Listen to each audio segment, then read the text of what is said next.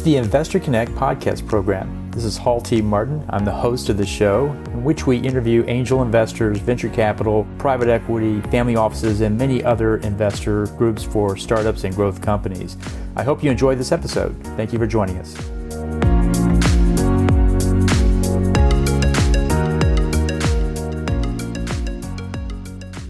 Hello, this is Hall Martin with Investor Connect. Today we're here with Jed Ng of Angel School.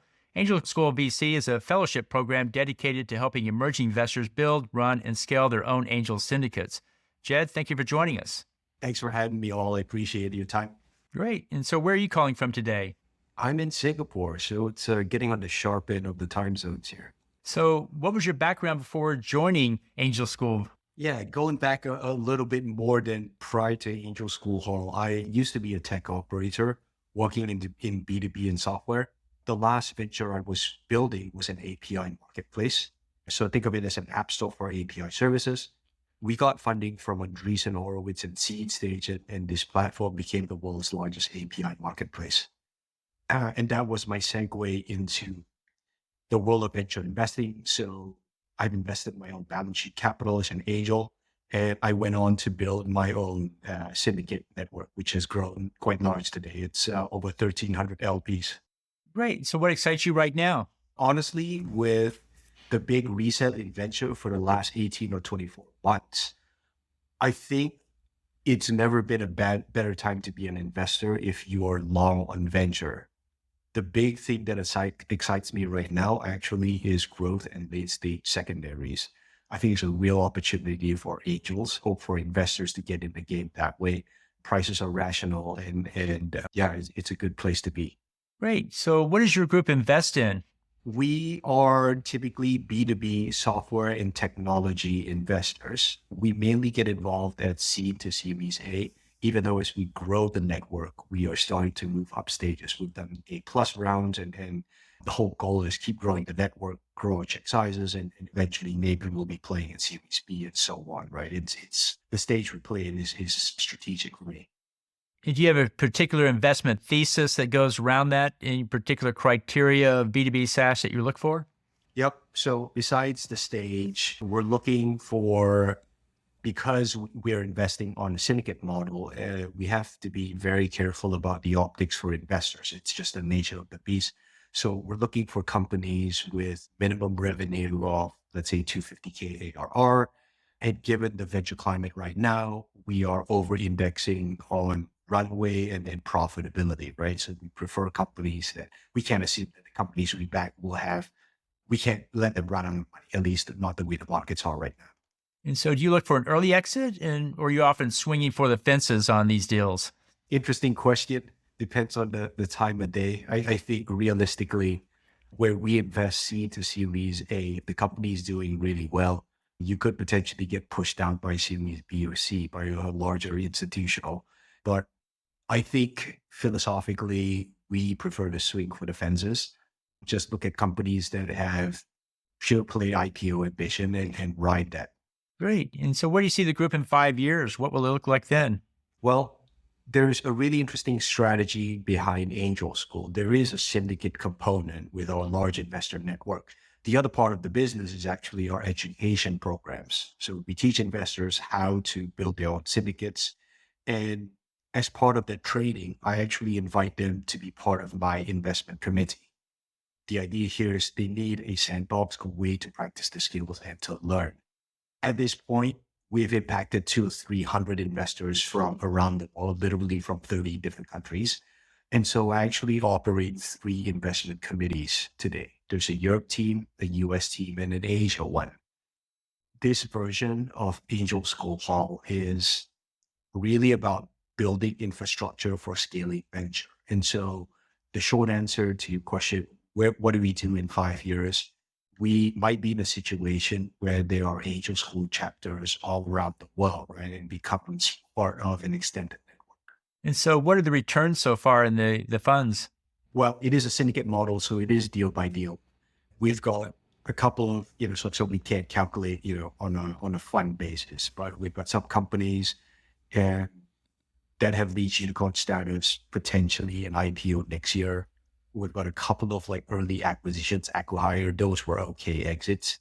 Honestly, some companies are a bit on wobbly legs, right? They haven't quite found product market fit. Great. And so for those who don't know, can you describe what a syndication group is? Sure. Think of a syndicate as a market leader. I serve two sets of stakeholders. On one side, we've got LPs. These are individual angel investors all the way to family offices or even smaller funds. And what I serve them with is curated deal flow, full diligence, and they get to decide which deals they invest. So it's decision control. And on the other side, I go out and find companies and I aggregate the capital from my investor network in order to capitalize these companies. And so it becomes a good way to go from an individual angel deploying your own money to scale the capital, writing 6 or even 7-figure checks the way we do now into startups and earning carried interest. Great. And so how do you see the industry evolving? Where do you see syndication groups going from here? It's a really interesting question. I was just actually having a podcast prior to this with a fellow named Alex Pattis in the West Coast, right? And he's all in on syndicates as well. We do think that the syndication model is at a nascent stage. It is going to be becoming more mainstream, and it's going to be seen less as the less glamorous vehicle to having a VC fund, right? It isn't just like a VC fund with training wheels, for example, right? This is sometimes the perception. So we'd like to see more syndicates pop up in the venture ecosystems, and they sit on that spectrum between, the 4 or 5 figure angel check. You've got the syndicates running 6-figure checks in general in the middle, and that kind of like leads these companies to the VC funds that write, 6 to 7 figure checks, for example. So we do want to see more of these vehicles, prospering, more of these groups out in the ecosystem because there is absolutely a place for them. And so what's the advantage of syndications? I think that there are pros and cons to different investment vehicles. So we're comparing a VC fund to a syndicate. What is the downside of a syndicate? Number one, we don't sit on dry powder. So it takes longer to get a deal done, right? After we do diligence, we've got to go out to LPs, do the fundraise and the closing, and that does take time. It makes it hard to close deals on a fuse. The cash economics are kind of rough because you take a few percent management fee, but you don't get the 2% a year that a fund gets.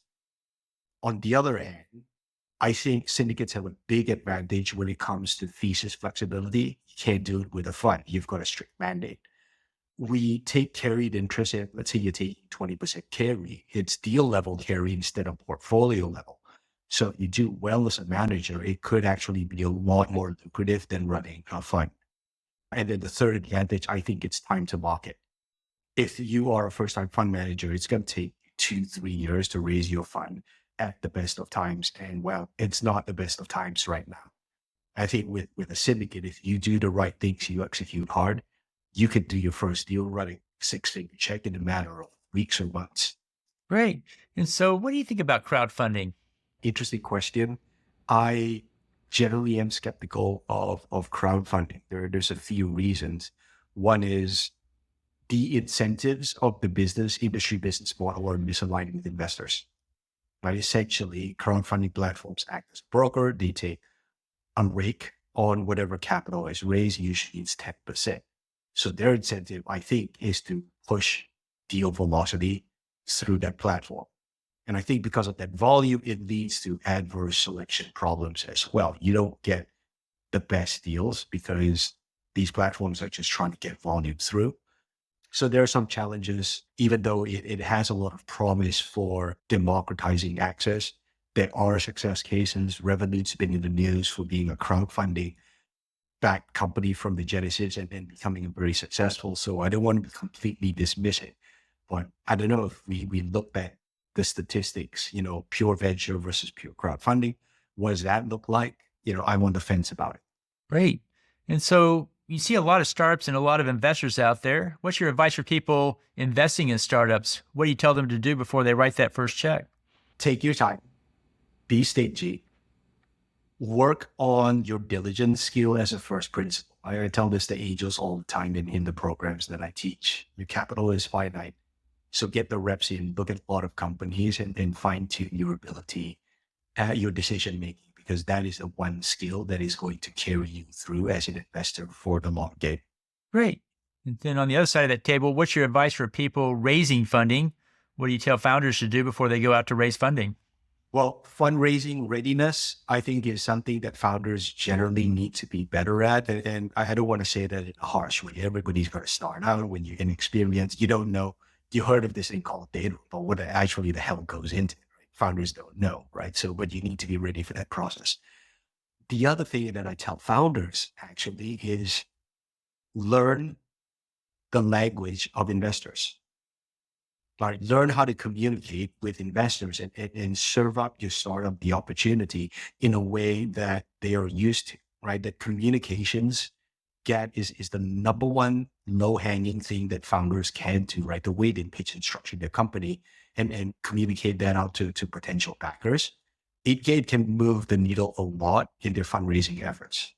So I always ask this question to learn more. What online information source do you find most helpful in your work? Well, I would point to the data insights that Carta shares. This fellow, Peter Walker, he's their insights director. He does very, very good data and infographics on venture trends. That's really good for just being aware of what's going on in the market. I would also recommend for, I think, both investors and founders, Venture Deals by Kaufman Fellows. Fantastic program, covers a lot on like term sheets, right? And it's something that it's a bit opaque when people are starting out. So those are the two things. Great. Well, if you could start a business tomorrow, what would that business be based on what you know about current technology and current business models? Good question. Right now, honestly, I think I am over-indexed on venture and risk. So actually what I would go out to build is a cash generating business. So I don't get over-indexed or just, I'm just like too far into venture already. So we need cash generating business. I don't know, maybe a search fund or something of that nature, something that generates cash, buy out a few fragmented properties and roll up into one big vehicle. That's what I would do. Well, great. Well, in the last few minutes that we have here today, what else should we cover that we haven't? Well, if I could, maybe I'll just quickly plug Angel School Hall.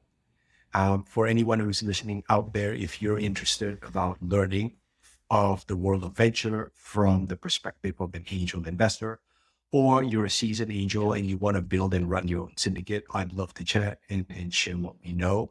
We are really, really good at it. And we teach the only program in the world for this. So how best for listeners to get back in touch with you? Look me up on LinkedIn. I've got a pretty easy name. It's Jed and last name NG. There are too many of me, so you should be able to identify me pretty easily. Well, great. Well, we'll include that in the show notes. I want to thank you for joining us today and hope to have you back for a follow-up soon. Thank you all. I appreciate the opportunity. Investor Connect helps investors interested in startup funding. In this podcast series, experienced investors share their experience and advice. You can learn more at investorconnect.org. Paul T. Martin is the director of Investor Connect, which is a 501c3 nonprofit dedicated to the education of investors for early-stage funding. All opinions expressed by Hall and podcast guests are solely their own opinions and do not reflect the opinion of Investor Connect. This podcast is for informational purposes only and should not be relied upon as a basis for investment decisions.